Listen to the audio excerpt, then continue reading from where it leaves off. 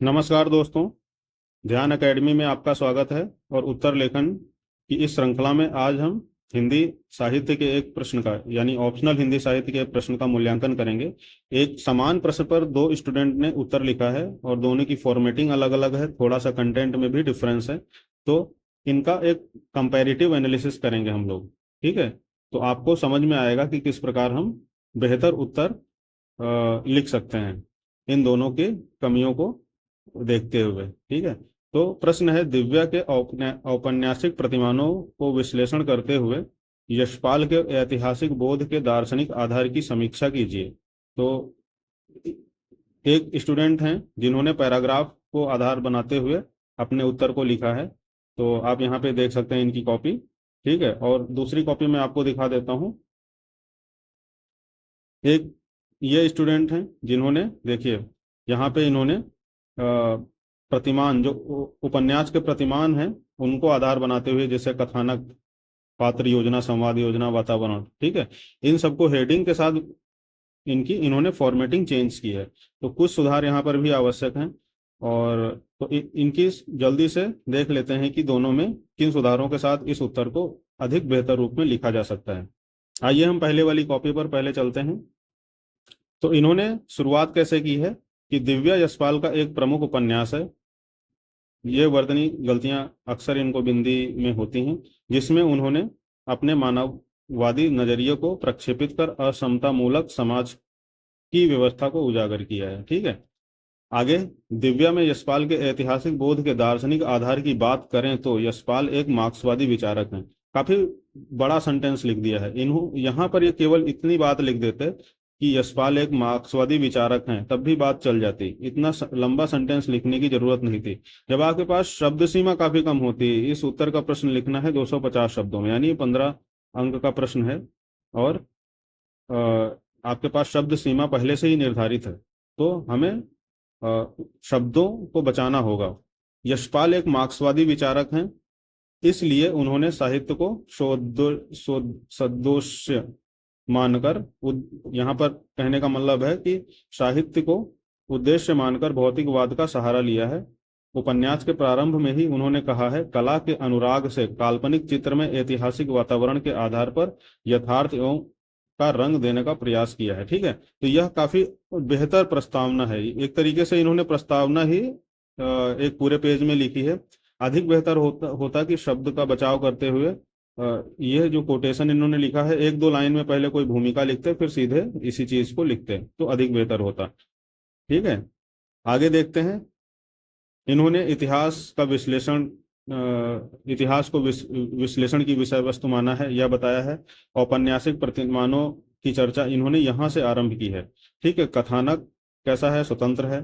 ठीक है, मार्क्सवाद के प्रैक्सिस मूल्यों के बाद भी यशपाल ने हातादाई की मृत्यु पर देव शर्मा के मृत्यु का वर्ण व पृथुसेन के महल में भी दासियों की स्थिति को उजागर करना उसकी निष्पक्षता का प्रमाण है। तो काफी इतना लंबा वाक्य हो गया है ना कि वाक्य बोझिल सा लग रहा है, बार बार रुक रुक कर पढ़ना पड़ रहा है। तो परीक्षक के पास इतना समय होगा नहीं। ठीक है, तो आप समझिए कि पूर्ण विराम भी लगाने, छोटे वाक्य भी लगाने हो, भाषा को इतना खिंचाव नहीं देना है कि जो आप कहना चाह रहे हैं वो बहुत अंत में पढ़ के एग्जामिनर को समझ में आए। तो ये इस बात का ध्यान रखना है।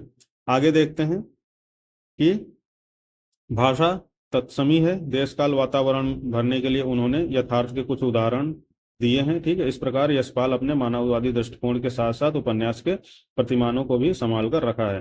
तो निष्कर्ष इतना सामान्य नहीं होना चाहिए, बहुत अच्छा प्रश्न है उस हिसाब से। तो निष्कर्ष में क्या शामिल करना है, यशपाल का इतिहास बहुत दार्शनिक रूप से मार्क्सवादी, भौतिकवाद, मानवतावाद और प्रगतिवाद पर आधारित है, जो आज भी साहित्यिक और सामाजिक दृष्टि से प्रासंगिक है। इस प्रकार का निष्कर्ष होना चाहिए। ठीक है, पहली चीज। दूसरा, उत्तर अच्छा लिखा है, उपन्यास के प्रतिमानों की चर्चा करते हुए मेंशन करें तो और प्रभावशाली बनाया जा सकता है। देखिए, पहले 1.5 पेज में इन्होंने उपन्यास के प्रतिमानों की चर्चा ही नहीं की है, यहाँ से उपन्यास के प्रतिमानों की चर्चा की है।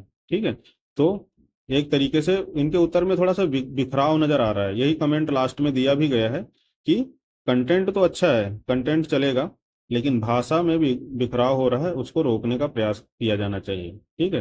तो इन्होंने इस प्रकार से जो पैराग्राफ में उत्तर इन्होंने लिखा है, इनकी भाषा में थोड़ा सा बिखराव है।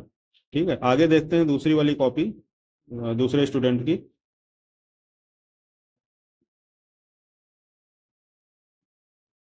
प्रश्न वही है तो उसे दोबारा पढ़ने की आवश्यकता नहीं है। ठीक है, सीधे इसका उत्तर देखते हैं। प्रगतिवाद के समादृत लेखक यशपाल का ऐतिहासिक पृष्ठभूमि वाला उपन्यास दिव्या है, जिसमें दिव्या, मॉरिस, प्रतुसेन इत्यादि के माध्यम से यशपाल ने अपनी वैचारिकी प्रस्तुत की है।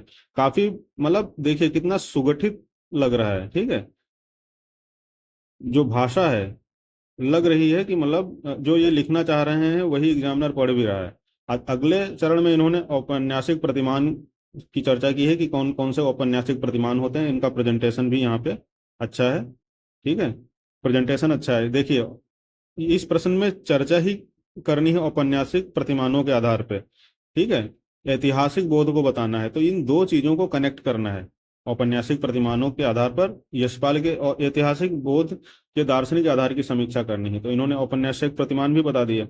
अब इन प्रतिमानों के आधार पर, ठीक है, जैसे इन्होंने बताया है कथानक, पात्र, संवाद, वातावरण, शैली, उद्देश्य, इन्हीं को एक एक करके इनके यशपाल के ऐतिहासिक बोध की चर्चा इन्होंने यहाँ पे की है। तो प्रेजेंटेशन बहुत अच्छा है, कंटेंट बहुत अच्छा है, भाषा बहुत ही सुदृढ़ है, मतलब ये प्रभावपूर्ण है।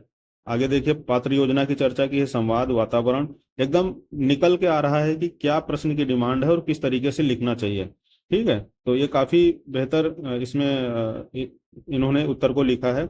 समस्या क्या आई है, देखिए इन्होंने लास्ट में कोटेशंस भी कुछ दी हैं। ये आप जब उपन्यास या कहानियों की चर्चा करेंगे, ऐसे प्रश्न आते हैं तो आपको उस नॉवेल से या उस उपन्यास से महत्वपूर्ण कोटेशन और उनकी लाइनों को अपने उत्तर में मेंशन करना होता है। ठीक है, तो पहला तो इन्होंने, वैसे तो इनमें जो सुझाव दिया गया है, वैसे तो प्रतिमानों में ही दार्शनिक आधार लिखा गया है, फिर भी एक पैराग्राफ दार्शनिक आधार पर भी बनाएं। सामान्य रूप से कि दार्शनिक आधार क्या होते हैं, इसको इंट्रोडक्शन में शामिल कर सकते थे। ठीक है, वैसे इतना ध्यान नहीं दिया जाएगा, 250 शब्दों में ही आपको लिखना है, लेकिन ऐसा किया जा सकता है। देखिए, जो सुधार हो सकते हैं वो तो यहाँ बताए जाएंगे। अब अधिकतम कितना आप उपयोग कर पाएंगे ये आपके ऊपर निर्भर रहेगा। तो अगर जो दार्शनिक आधार भी ये एक पैराग्राफ में बताते प्रस्तावना के आसपास ही, तो अधिक बेहतर होगा। तो परीक्षक को लगेगा कि ये डिमांड भी क्लियर एड्रेस की गई है। ठीक है, आगे इनमें कमियां क्या हैं। सबसे बड़ी चीज है कि इनको देखिए 25 मिनट लग रहा है इस उत्तर को लिखने में। ठीक है, सबसे बड़ी समस्या है। आपके पास कितना समय होता है, 7 से 8 मिनट, अधिक से अधिक 7 से 8 मिनट होता है। ठीक है, तो समस्या यहीं पे है, 3 गुना समय इनको लग रहा है, 3 से 4 गुना। यह समय कैसे कम किया जा सकता है, शब्द सीमा बहुत अधिक है, 3 पेज में नहीं आएगा, 2 पेज में लिखिए ना इस प्रश्न का उत्तर। जो चीजें इन्होंने, देखिए ये जो उपन्यास के प्रतिमान इन्होंने बताए हैं ये तो ठीक किया, इस पैराग्राफ को, इन सब बातों को संक्षेप में करना पड़ेगा, छोटी छोटी बातें लिखनी होंगी, तो इनके शब्द सीमा कम हो जाएगी, ये सारी बातें कम करनी होंगी। कंटेंट अच्छा है, नो डाउट, जब इतना विस्तार से लिखा है तो कंटेंट अच्छा ही होगा।